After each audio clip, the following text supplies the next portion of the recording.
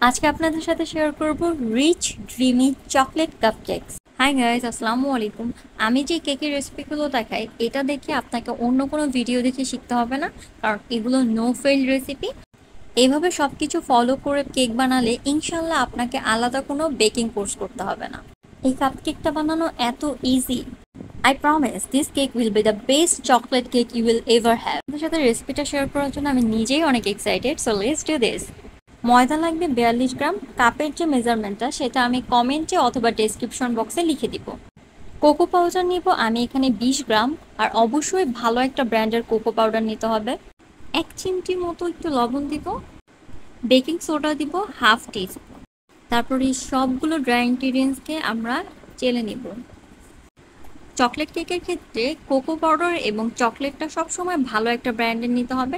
আপনারা এখানে green and black, organic black chocolate অথবা ক্যালিপাউট, বাংলাদেশের একটা ব্র্যান্ড আছে ব্লুবেলটা অনেক সময় নকল থাকে, তো অরিজিনালটা যদি পান সেক্ষেত্রেও হবে।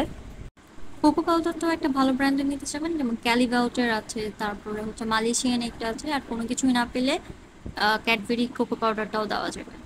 সবগুলো ড্রাই ইনগ্রিডিয়েন্টস চেলে নেওয়ার পর আমরা এখানে চিনি দিচ্ছি 67 গ্রাম। তারপরে সবগুলো উপাদানকে আমরা একটা হুইস্কের সাহায্যে মিশিয়ে নিব। 40 গ্রাম ডার্ক চকলেটকে একটু ছোট করে কেটে নিয়েছি। তারপরে চকলেটের সাথে আমরা নর্মাল সয়াবিন তেল অ্যাড করব 36 গ্রাম। যে কোনো ধরনের ফ্লেভারলেস অয়েল দেওয়া যাবে, কিন্তু বাটার দিলে কেকটা এত বেশি ময়েস্ট হবে না। তারপরে অয়েল এবং চকলেটের মিশ্রণটাকে আমি ডাবল বয়েলারে মেল্ট করে নিয়েছি। আপনারা চাইলে মাইক্রো ওভেনে 2 মিনিট রেখে এটাকে মেল্ট করে নিতে পারেন। চকলেটের মিশ্রণটা আমরা এই বোলটার মধ্যে নিয়ে নিব। আর হাফ টি স্পুন দিব ইনস্ট্যান্ট কফি। 30 গ্রাম দিব বাটার মিল্ক বানানো একদম ইজি। 30 গ্রাম লিকুইড মিল্কের সাথে 1 পিস লেবুর রস দিয়ে তারপর কিছুক্ষণ রেস্টে রাখলে এটা বাটার মিল্ক হয়ে যায়। চাইলে এখানে প্লেন ইয়োগার্ট অথবা সাওয়ার ক্রিম দেওয়া যাবে।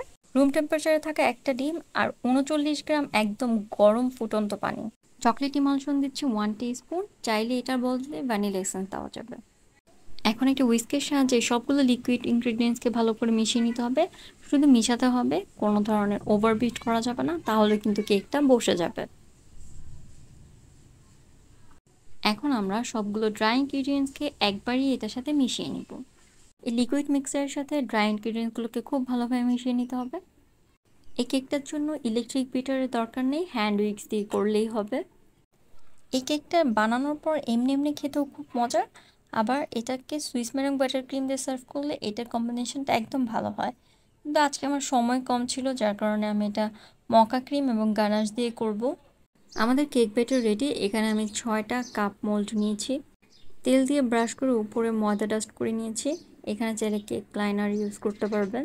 একটা গোল চামচের সাহায্যে এখানে 1/3 মতো কেক ব্যাটারটা দিয়ে নিচ্ছি। আমি চেষ্টা করছিলাম একদম ক্লিনভাবে রাখার, কিন্তু ব্যাটারটা অনেক বেশি পাতলা হওয়ার কারণে চারপাশ খুব বেশি ম্যাসি হচ্ছিল। আমি যে পরিমাণে বানিয়েছি এক্স্যাক্টলি 6টা কাপের মতো হয়েছে। প্রিহিটেড ওভেনে 155 ডিগ্রিতে 18 থেকে 20 মিনিটের জন্য বেক হতে দিব। কেক বেক হতে হতে আমরা এখানে একটা ক্রিম বানিয়ে নিব। হাফ কাপ হুইপ ক্রিমের সাথে 2 টেবিল স্পুন ক্যাস্টার সুগার দিয়ে আমরা এটাকে বিট করে নিব। ক্রিমটাকে কয়েক সেকেন্ড বিট করার পর আমি এখানে গানাশ দিব 4 টেবিল চামচ। কীভাবে পারফেক্টলি গানাশ তৈরি করতে পারবেন এবং মকা ক্রিম বানাতে পারবেন সেটার একটা লাইভ আমার আগেই করে দেওয়া আছে। আমি ডেসক্রিপশন বক্সে সেটার লিঙ্ক দিয়ে দিব, চাইলে ওইখান থেকে দেখে নিতে পারেন। এবং ক্রিমটাকে স্প্যাচুলা দিয়ে আগে মিশিয়ে এখন আমি এটাকে কয়েক সেকেন্ড শুধু বিট করে নিব। তৈরি হয়ে গেল আমাদের চকলেট ক্রিম। এটাকে আমরা ফ্রিজের চিলারে রেখে দেব। 20 মিনিট পর কেকটাকে নামিয়ে নিলাম। এখন একটা টুথপিক দিয়ে চেক করে দেখব টুথপিকটা ক্লিন আসে কিনা। কেকটা প্রপারলি বেকড হয়েছে। গরম অবস্থাতে একটা নাইফের সাহায্যে আমাদের কেকটাকে মোল্ড আউট করে কুলিং র্যাকের উপরে ঠান্ডা হতে দিতে হবে।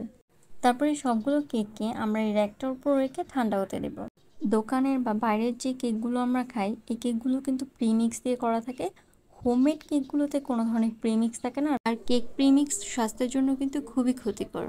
কেকটা আপনাদেরকে একটু কাছ থেকে দেখাই। এটা এখন একটু গরম। Perfectly soft, melt in your mouth texture. যে কোনো কেক আমরা ওভারনাইট ফ্রিজে রেখে তারপর খেলেও এটার টেস্ট আরও ভালো আসে, কিন্তু এই কেকটা আপনারা ঠান্ডা হওয়ার পর থেকেই খেতে পারবেন। এটা টেস্ট তখন থেকেই ভালো আসবে। এখন আমি একটা নোজলের সাহায্যে মাঝখান থেকে ডিপ করে শুধু কেকটাকে একটু গর্ত করে নিব। এটা আপনারা কুকি কাটার দিয়ে করতে পারেন, কিন্তু আমার কাছে এত ছোট কুকি কাটার ছিল না, তাই আমি একটা নোজেল দিয়ে করেছি। তারপর আমরা এটার ভিতরে একটা পাইপিং ব্যাগের সাহায্যে গানাশ দিয়ে দিব।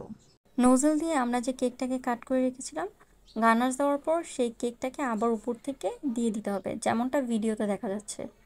তারপর এরকম একটা নোজেল দিয়ে আমরা যে 3টা ডিপ করে নিব।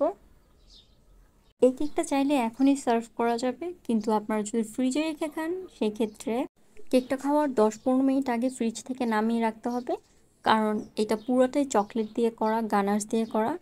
চকলেট এবং গানাশ ফ্রিজে থাকলে কিন্তু একটু শক্ত হয়ে জমে যায়। ফ্রিজ থেকে নামিয়ে 10-15 মিনিট রুম টেম্পারেচারে রাখলে এটার টেস্টটা ভালো আসবে। একটা কেককে কেটে দেখাচ্ছি যে এটার ভিতরটা আসলে কেমন হয়েছে।